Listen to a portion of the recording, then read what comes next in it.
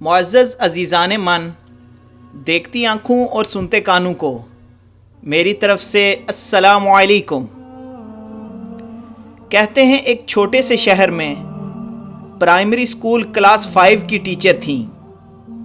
ان کی ایک عادت تھی کہ وہ کلاس شروع ہونے سے پہلے ہمیشہ آئی لو یو آل بولا کرتی تھی، مگر وہ جانتی تھی کہ وہ سچ نہیں کہتی۔ وہ کلاس کے تمام بچوں سے یکساں پیار نہیں کرتی تھی۔ کلاس میں ایک ایسا بچہ تھا جو مس عائشہ کو ایک آنکھ نہ باتا۔ اس کا نام طارق تھا۔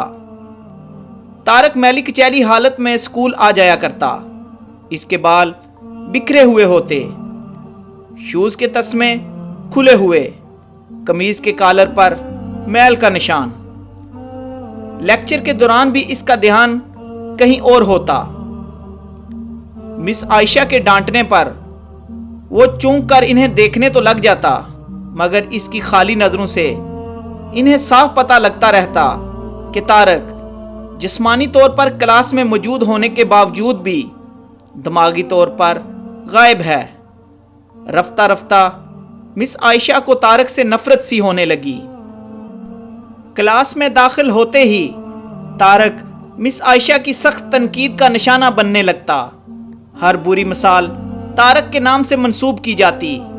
بچے اس پر کھلکھلا کر ہنستے اور مس عائشہ اس کی تذلیل کر کے تسکین حاصل کرتی۔ طارق نے البتہ کسی بات کا کبھی کوئی جواب نہیں دیا تھا۔ مس عائشہ کو وہ ایک بے جان پتھر کی طرح لگتا جس کے اندر احساس نام کی کوئی چیز نہیں تھی۔ ہر ڈانٹ، طنز اور سزا کے جواب میں وہ بس اپنی جذبات سے عاری نظروں سے انہیں دیکھا کرتا اور سر جھکا لیا کرتا۔ مس عائشہ کو اب اس سے شدید چڑ ہو چکی تھی۔ جب پہلا سیمسٹر ختم ہوا اور رپورٹیں بنانے کا مرحلہ آیا تو مس عائشہ نے طارق کی پروگریس رپورٹ میں اس کی تمام برائیاں لکھ ماری۔ پروگریس رپورٹ والدین کو دکھانے سے پہلے ہیڈ مس کے پاس جایا کرتی تھی۔ انہوں نے جب طارق کی رپورٹ دیکھی تو مس عائشہ کو بلا لیا۔ مس عائشہ، پروگریس رپورٹ میں کچھ تو پروگریس بھی نظر آنی چاہیے۔ آپ نے تو جو کچھ بھی لکھا ہے اس سے طارق کے والدین اس سے بالکل ہی نا امید ہو جائیں گے۔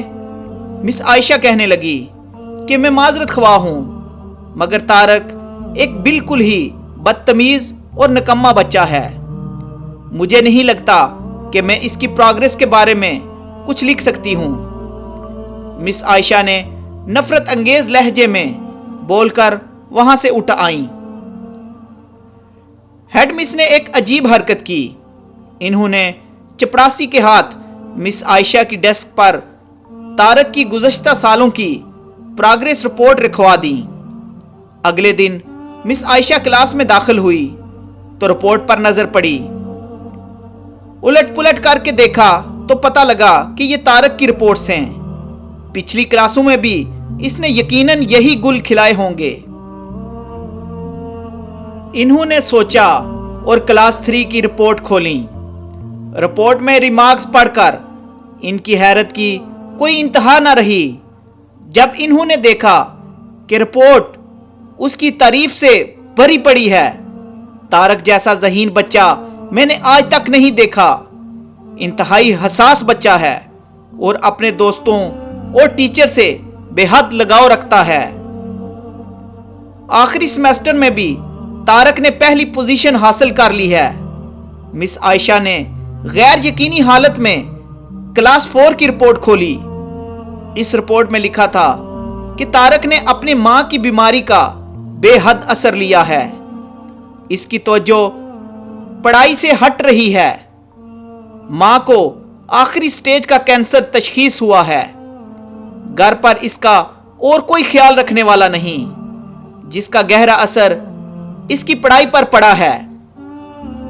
طارق کی ماں مر چکی ہے اور اس کے ساتھ ہی طارق کی زندگی جیسے رک گئی۔ ابھی اسے بچانا پڑے گا، اس سے پہلے کہ بہت دیر ہو جائے۔ مس عائشہ پر لرزہ طاری ہو گیا۔ کانپتے ہاتھوں سے انہوں نے پروگریس رپورٹ بند کی۔ آنسو ان کی آنکھوں سے ایک کے بعد ایک گرنے لگا۔ اگلے دن جب مس عائشہ کلاس میں داخل ہوئی تو انہوں نے اپنی عادت مستمرہ کے مطابق اپنا روایتی جملہ "I love you all" دہرایا، مگر وہ جانتی تھی کہ وہ آج بھی جھوٹ بول رہی ہیں، کیونکہ اس کلاس میں بیٹھے ایک بے ترتیب بالوں والے بچے طارق کے لیے جو محبت وہ آج اپنے دل میں محسوس کر رہی تھی، وہ کلاس میں بیٹھے اور کسی بچے کے لیے ہو ہی نہیں سکتی تھی۔ لیکچر کے دوران انہوں نے حسب معمول ایک سوال طارق پر داغا اور ہمیشہ کی طرح طارق نے سر جھکا لیا۔ جب کچھ دیر تک مس عائشہ کی طرف سے کوئی ڈانٹ پھٹکار اور ہم جماعت ساتھیوں کی جانب سے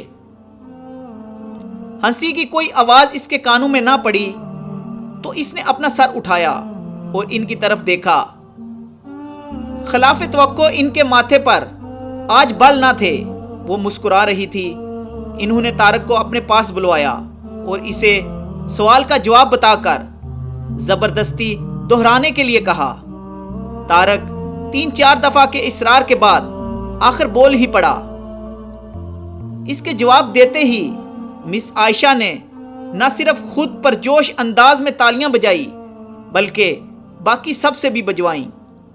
پھر تو یہ روز کا معمول ہی بن گیا۔ مس عائشہ ہر سوال کا جواب اسے خود بتاتی اور پھر اس کی خوب پذیرائی کرتی۔ ہر اچھی مثال طارق سے منسوب کی جانے لگی۔ رفتہ رفتہ پرانا طارق سکوت کی قبر پھاڑ کر باہر آ گیا۔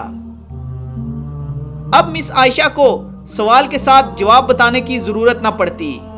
وہ روز بلا نقص جواب دے کر سب کو متاثر کرتا اور نئے سوالات پوچھ کر سب کو حیران بھی۔ اس کے بال اب کسی حد تک سنورے ہوئے ہوتے، کپڑے بھی کافی حد تک صاف ہوتے، جنہیں شاید وہ خود دھونے لگا تھا۔ دیکھتے ہی دیکھتے سال ختم ہو گیا۔ اب طارق نے دوسری پوزیشن حاصل کر لی۔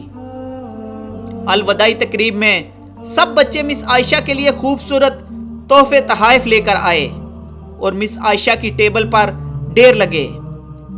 ان خوبصورتی سے پیک ہوئے تحائف میں ایک پرانے اخبار میں بد سلیقہ طرز پر پیک ہوا ایک تحفہ بھی پڑا تھا۔